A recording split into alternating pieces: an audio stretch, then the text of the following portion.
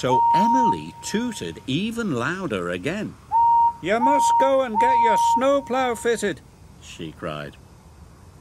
"Bother snowploughs," said Thomas, "and bother Emily anyway. The weather is perfectly fine." And he puffed away as fast as he could.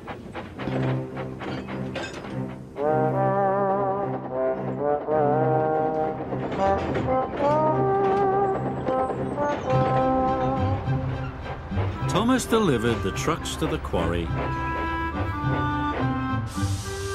then set off to collect the cream from the dairy. Everything was going well.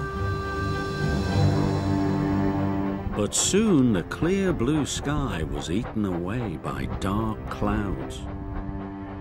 "They look like snow clouds to me," said his driver.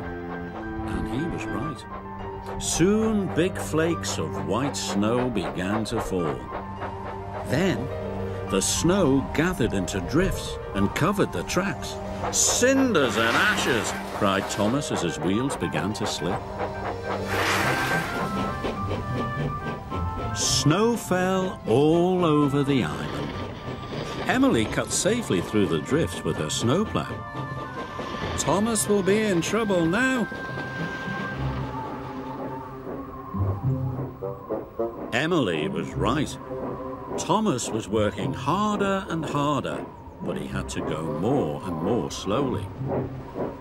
"We can't go on," said his driver. Thomas pulled to a slow, sad stop by a signal box. And his driver went for help. It snowed and snowed. Thomas felt very cold and twice as miserable.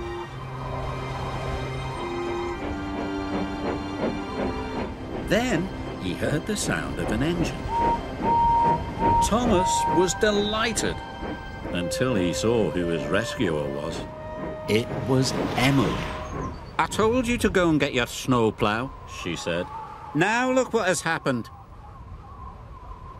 Thomas was still cross. "You should say sorry for bossing me about." "I am sorry," said Emily. "Sorry you didn't listen to me."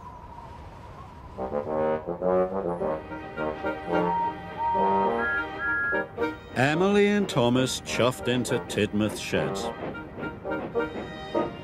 The Fat Controller was waiting. He did not look happy. "Emily, you must take Thomas to get his snowplough fitted at once," said the Fat Controller sternly. "You must learn to listen." Thomas felt bad. He didn't know it was the Fat Controller who wanted him to wear his snowplough. Emily felt bad too. She didn't like seeing Thomas in trouble.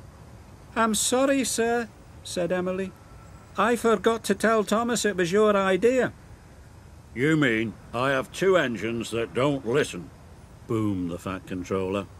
"Well, I never. Emily, you must take Thomas to get his snowplough fitted at once." Soon the work was finished and Thomas was wearing his snowplough. "Thank you for owning up," said Thomas. "You are a very good friend." "That's all right," said Emily. "You're a good friend too, but next time if you want to stay out of trouble, just do what I say." Even Thomas had to laugh.